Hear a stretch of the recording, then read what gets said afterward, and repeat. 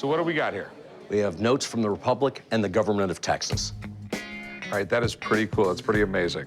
Most people in Texas believe they live in a separate country already, and it'd be really cool to have their own money, too. Absolutely. I came to the pawn shop today to sell a set of Republic of Texas and a government of Texas note.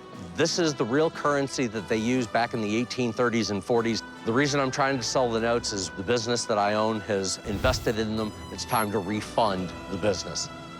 So we have 9 Republic of Texas bills, and this one that says Government of Texas.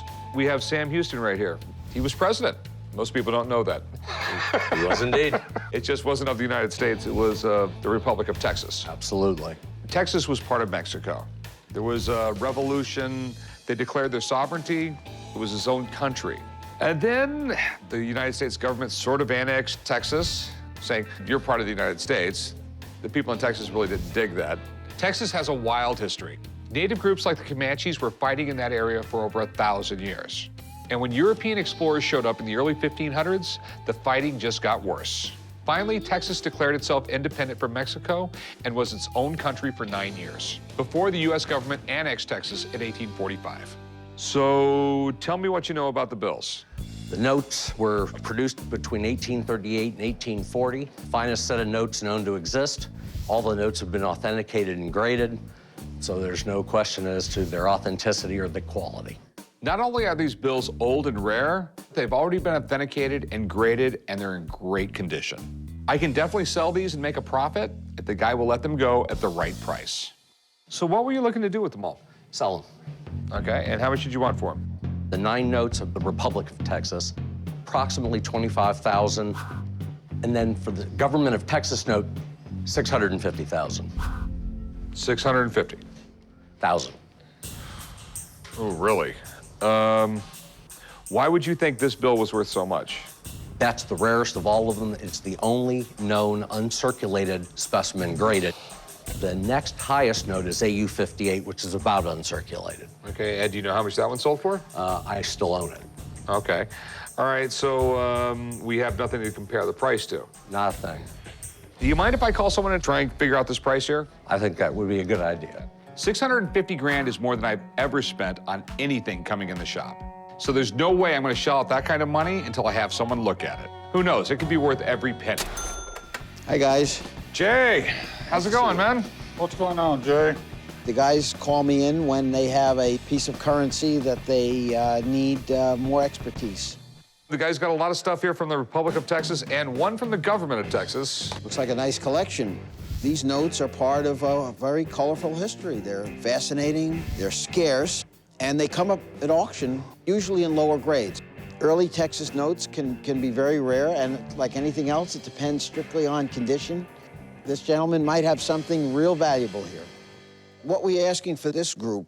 In the neighborhood of about $25,000, with a $500 bill, which you very rarely see.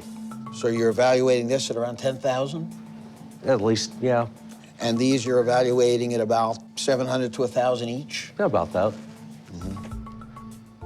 In my opinion, the retail value on these would be $300 to $600 each. Okay. On the 500, I would say a couple of thousand. In an auction, it could go for more. But not 10,000. Not even close. Now, this is quite a bill, this Government of Texas $10. I believe this is the highest grade they've ever issued for this. This is very different from the rest of these. I think it's in fabulous condition. What were you asking for this bill? $650,000. Yeah. Actually, that's not even in the ballpark. That's over the moon, over the planets, over the stars. Has anyone offered you a quarter of that? I've turned down that offer. Well, have you saved their phone number? Absolutely. You better run and take it before they change their mind. I would put a much lower value on this. Okay. In my opinion, the $10 Sam Houston note would retail for $5,000 to $7,000, and on a great day at a great auction, $10,000. I paid more than that. I've looked up the auction records to know where they trade. This note, of course, has never been seen before. Well, Nothing like it. But it's still a limited number of collectors. It's not like $20 gold pieces. It's not like silver dollars that have millions of people that are interested. Absolutely. This is a small universe of collectors, maybe a few thousand real serious collectors. So the fact that something is the finest known is great, but that doesn't necessarily mean it's worth a fortune of money. Most people don't have a clue what it's worth. You're on your own. I've Thanks, given you Jake. my opinion. Okay. It's a free country, and people can ask whatever they want. I have to give my opinion based on what I consider the real world, the real market.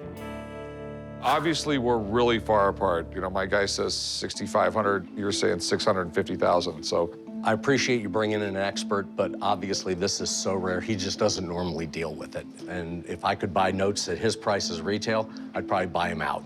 Jay's my guy, I gotta listen to him. I've never had any deal that far apart before on prices, but Just more research and more time is probably what we needed.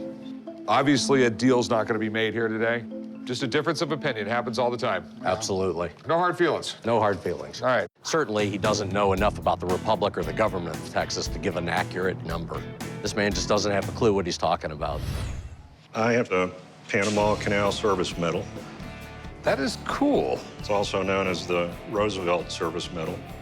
Well, the funny thing I've always thought about this medal is our president does an executive order to have a medal given to the workers of the Panama Canal and has his face put on it. I came down to try to sell my Panama Canal Service Medal. They are probably the most remarkable presidential medal ever awarded to a non-militant.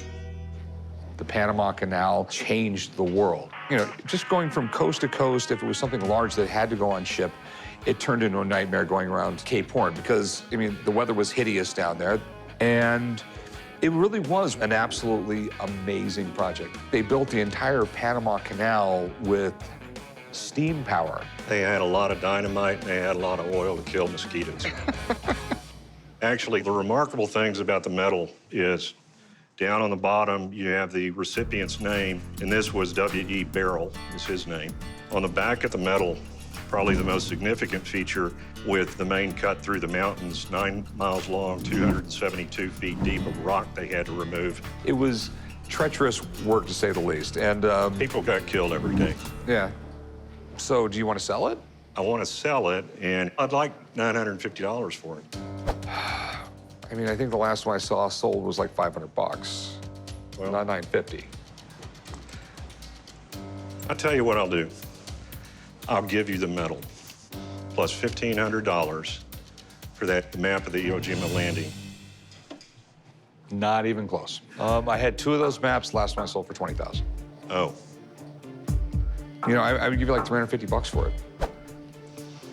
I can't do that. $350, we're too far apart. So what's your best price? Trying to raise up 900. No, I mean, I'd go 400. That'd be it. I can't let it go for that. It actually means too much to me. If you change your mind, give me a call. Okay. Stop back by. All right, Cool, man. thank you. Since we weren't able to make a deal today, I'll try to sell it elsewhere. I have no doubt I'll get my asking price, if not this year, next year. How you doing? Pretty good. I have something I'd like to show you. It's Bernie Madoff's Rolex. Who's Bernie Madoff? He's the one that put together the Ponzi scheme and stole billions and billions of dollars. Oh, that rat. Yeah, that rat. Hey, Rick. You know everything there is to know about criminals. I'm coming down to the pawn shop to sell a 1936 Rolex watch that was owned by Bernie Madoff. I'm hoping to sell this watch for $75,000. You only get so many chances to collect an item like this. So where did you get this? I bought this at the U.S. Marshal Service auction where they were auctioning off all of Bernie Madoff's personal items. How much did you pay for it? I paid $32,000 for it. There seemed to be some stir about maybe, you know, years from now, there's going to have a pedigree like anything associated with Al Capone or John Dillinger. He definitely wasn't no Capone or Dillinger. He ripped off little old ladies. It wasn't like he was a bootlegger. This guy doesn't sound like a gangster to me. The kind of scam that Bernie Madoff pulled was named after a guy named Charles Ponzi, who in the 1920s made millions off a fake investment scam. The one thing all Ponzi schemes have in common, in the end, someone gets screwed. I have the auction guide and it's lot number 234, 18-karat vintage Rolex, the serial number, and 1936. It's been professionally restored. Oh, that's a scary word right there. When I hear professionally restored, that means that you get a watchmaker who goes, let me replace that dial for you in those hands so this thing looks good. And replaces them with a dial that looks brand new, but it's worth a lot less money. Okay. We have almost a perfect dial here on a non-waterproof watch, which means dust and dirt and everything else should be getting in there. Generally, on a watch this old, they don't stay this white and pristine. I'm beginning to think maybe some of the parts have been replaced. And this is exactly what you don't want to see. It ruins the history of the watch. So what do you want to do with this? I'm gonna sell it. And how much did you want for it? $75,000. Really? Really? It's one of those things where it almost looks too good to be true. I need to take a better look at this. Okay. Okay, if you don't mind, I'm gonna bring it in the back, and there's a few things I need to do. Okay. And I'll come back, I'll make you an offer. All right. Sounds good. I've done really well in the past selling stuff connected to famous people, but Bernie Madoff, he's not anybody's hero. Madoff aside, this is an 80-year-old Rolex. Those have a huge collector value. If this has all the original parts, I'll make an offer in a second. Okay. So what do we find? All right, it's all legitimate Rolex. Case is Rolex, the movement's Rolex, except for the face and the hands. The face, I'm talking the dial. You gotta realize the dial on this watch is worth $5,000 or $10,000. And the hands are actually worth a few $1,000s. The people who buy these kind of watches, they would rather have a messed up face as long as it's the original face. Because a dial in this shape, if it was all original, we're talking the watch, $35,000. With a screwed up dial, $25,000. With a replaced dial, $15,000. I mean, with the replaced parts, I'd give like 10 grand for it. I certainly think it's worth more than that. You know, it's with the pedigree on it. That's Bernie Madoff's watch. Did you go like 40,000 on it? No, we are so far apart, this is not gonna happen. All right. Sorry. Well, thank you very much. They offered $10,000 for the watch today. I really feel like the watch has more value than that, so we'll see where we go from there. Hey, what can I help you with? I got an original Martin Luther King Jr. album. It was a recording from one of his speeches. Okay, where did you get this thing? I picked it up at an estate sale in LA. You mind me asking how much you paid? Actually, yes, I did. Okay. Coming down to the pawn shop today to try and sell my Martin Luther King Jr. album. I seen a similar album appraised and sold for $5,000. I'm a treasure hunter. I don't keep the things that I pick up, so I'll see what I can do. So you know anything about this? It's the California Democratic Council. It was a speech he was doing live there. March 16th, 1968, right at about 1 month before he was assassinated. Certain people had the live recordings from that speech, and that was it. There was a lot of vinyl put out by Martin Luther King. Most people don't realize that. He was a bestseller. Remember, it was the 1960s. If you wanted to hear the speeches, you would go buy one of his records. Right. He was an incredible speaker. As far as human rights go, a lot of the laws and stuff that was passed in the late 60s, it was because of him. He is one of the most important people of the 20th century. He's up there with Gandhi, Churchill, Roosevelt. He had a profound impact on millions and millions of lives. Dr. King started organizing against segregation in the 1950s, and he played a huge part in passing the Civil Rights Act. His most powerful tool was his voice, and man, could he speak. It's in great shape. I mean, considering the date and everything, I thought it was pretty close to mint. The record itself's in mint, but most likely had a different cover on it. I can almost guarantee you that. Have you ever listened to it? No, didn't have a record player at the house. Yeah, it's hard to come by them nowadays. We don't keep a high-end record player here, so the last thing I want to do is damage this record by playing it on something cheap.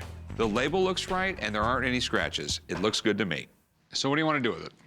I'd like to sell it. How much do you want for it? I think a fair price would be between 25 and 3 grand. No. We're really far apart. I know his original albums are worth $25 to $250. Right. This one right here, I'm assuming it's a lot rarer because it's a California Democratic. It's extremely rare. It tops all of those 100-fold. It probably does, but in the last 6 months, I've bought a lot of vinyl, and almost all of it I've really taken a bath on. What would you be comfortable giving to me? Like $500. I expected a lot more, but 500's it. I already got burned once today. I'm not gonna get burned again. That's all I can go.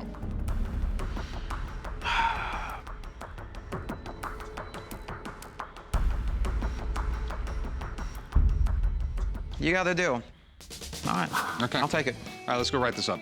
They offered me 500, and I was looking more to 3 grand, but it is a hard market. Things are down, and I was good with that. Oh, it's you again. What do we got here? I've got a very unique World War II collectible. It's a celestial navigation trainer. Wow. That's a little risque for World War II. I decided to come to the pawn shop today to see if I could sell my celestial navigation training booklet. I'd be willing to let it go for about $200, and I think there's a World War II collector out there who might be interested in buying it. How'd you get it? Well, I used to work for Link Flight Simulation Division back in the 70s. And Ed Link developed the celestial navigation trainer. And of course, they had classes because the pilots that were flying the bombers to Europe would fly at night so they wouldn't have to deal with German fighters. And the only way they could navigate is with stars. So Ed Link came up with this concept to make it a little more interesting for the trainees. I mean, they used the stars since the beginning of time to navigate. Navigating by the stars is not an easy thing to do. But I'm sure making the constellations and the beautiful girls got the pilots studying a lot more. Second World War, this Link guy came up with a great idea, and they went with it. As far as the risque women, I have a firm philosophy. If something works, do it. And something like this would hold their attention better than just a plain set of stars up there you're trying to figure out what the hell they are. Right, Corey? What's up? Ah, dude. So what do you want to do with it, my man? Do you want to pawn it, sell it? Well, I thought I'd sell it. What do you want for it? I was thinking maybe $200. We're so far apart there, man. I mean, I've seen them sell for as low as 50 bucks. That being said, I'd offer you probably like $30 for it. I'm sure it's worth a lot more than that. You know, I buy a lot of World War II stuff, and this is one thing that I've seen before. The highest I'll go is 30 bucks. Well, for $30, maybe the best thing to do would be to donate it. All right, man. Thanks for coming in. Thank Hey, you. thanks a lot, my friend. Thank you. When he offered me the high end at $30, I just said, that's just ridiculous. So it was easy for me to walk out of here and donate it to a museum. Hey, how you doing? Good, how you doing? Pretty good. What do you have here? Well, I've got a wire measuring device. This one was used for measuring blasting fuse. Let's see here. Called wire measuring machine. John J. Whelan manufactured, New York.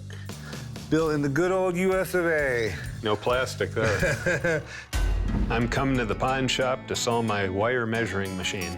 I'd like $1,500 for the wire measure because I need money for the piece of mining property that I want to buy. I always dreamed of having either a building or a mine in one of the mining camps in Nevada. How would this work? Well, you would bring up the tension wheel and then insert your fuse, wire, or rope through here and then pull it. And this wheel would turn the counter wheel and it would measure the feet of fuse or wire. Where'd you get it? Well, I got it from a guy about 30 years ago that owned a lot of stuff from Goldfield Consolidated Mines Company out of Goldfield, Nevada. Okay, well that makes a lot of sense because this is the Silver State. Yes. We had quite a few mines here. How much do you want? Well, I'm looking for $1,500. Ooh, 1,500, huh? You have that in your pocket? I got it in my boss's cash drawer. Okay. I'd like to call a buddy of mine in and have him come take a look at it. If you can come down here and tell me this thing's worth 1,500 bucks, maybe we can make a deal. Okay. All right, that sounds fair enough. Give me just a minute. Thank you. Oh, this is cool. It's a Waldman wire measure. Nice. These were used all over the United States. Every hardware store, you come in, you needed, 1,000 foot of wire. You didn't want to buy the entire reel. He said it was in a mine to measure fuse. I mean, I guess you could measure fuse with it. What do you think? That would be a little more surprising to me. The thing about fuse is you don't want any sparks around it.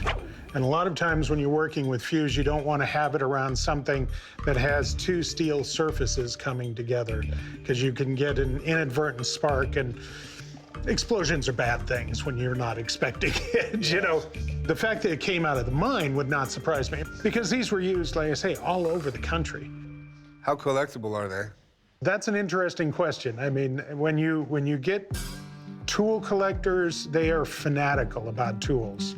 You find these guys that have, 876 different hammers. That's cool, I guess. But 876. different hammers, yeah. That's how many hammers you have. No, not me. No. But I mean, it's the sort of piece that anybody who's a tool collector, anybody that likes mechanical stuff, this is the sort of thing that they like to have, and it's really unusual. So, there would be a collector's market out there. All right, Mark, well, you've told me everything I needed to know and much, much, much, much more. I always try to help. Well, I appreciate it. Thank you. I think the seller was told one thing when he was offered it and bought it, and the story behind it might have been enhanced a little bit, but my guess is the shop would do fine with this. Realistically, I know you want $1,500 for it, but I don't think I'm going to be able to get you anywhere near that. You want to throw a price out? How about 1,000? I still think we're about $900 apart. $900 apart. Yeah, I mean, I'm looking at it and thinking maybe I could pay 125 bucks for it and maybe sell it for 200. That's not going to get me much linseed oil. But it gets you a start. Well, I think we're spread pretty far apart. What's your bottom dollar? $750. Yeah, we're definitely too far apart, man. So what I may end up doing is holding on to it. Thanks for bringing it in. Well, thank you very much. Yeah, take care. Have a great day. I'm a little disappointed at not making a deal, but I understand that there's a business, company needs to make money, but I feel there's more of a historical value in the piece. So that's why I'm going to take it home and put it on display. Hey, what can I help you with? I've got a 1999 St. Louis Rams Lombardi Trophy. Sweet. Original box and certificate of authenticity. I know I've seen you a few times, man. How you get all this cool stuff? You know what? I just get lucky and find some cool stuff every now and then. Okay. I'm not sure luck has anything to do with it. I came to the pawn shop today to sell an actual Lombardi trophy from the St. Louis Rams, 1999. I want to sell the trophy because I want someone else to enjoy it. I'm looking to get about $7,500 for the trophy. I'd probably take about $4,500, but don't tell him. So how did you get this thing? I bought it from my buddy. Okay. I know all the teams don't give these out. I mean, usually it's just the ring. This, I think, was like a little added bonus perk they gave out. It's not the actual trophy the team won. It's not the one that they're displaying at the Rams headquarters. It's not a replica because these were given to the actual players. Well, it's actually a replica because the real Vince Lombardi trophy is bigger, and they make one of those. I've heard about these before. I've never had one in my shop. So you've never seen one of these before? Not up close and personal, no. Yeah, he's a Chargers fan. I don't think he'll ever see one. They have the world's smallest trophy case. The Vince Lombardi Trophy has been awarded to every team that's won the Super Bowl since 1970. It's made by Tiffany, and unlike the Stanley Cup, they make a new one every year. They made 400 of these, huh? Yes. And I can just tell by the weight and looking at it, it's not sterling silver like the Vince Lombardi Trophy. No, it's not. I'm not sure what it's made out of. It's very rare. Well, it's not really rare. There are 400 of them. While this isn't the actual trophy, it's still a limited edition of football's highest prize, and it was only given to members of the Rams organization who won the Super Bowl. It's pretty damn cool. So what do you want to do with this? I'd like to sell it. How much do you want for it? I'd like to get about $7,500 for it, and I could prove the value right here. $12,500? This belonged to any particular player? No, that was a front office person's. Okay. If it was Kurt Warner's, no problem. But obviously it's not. We're pretty far apart on the price. Okay, well, what's your price? $2,500. Oof. Really? I can buy one cheaper somewhere else. A lot of players risk their bodies, their limbs to hoist this trophy. You could be in that small group and hoist this. I would love to have it. It's a really cool piece, but I would pay $2,500 for it.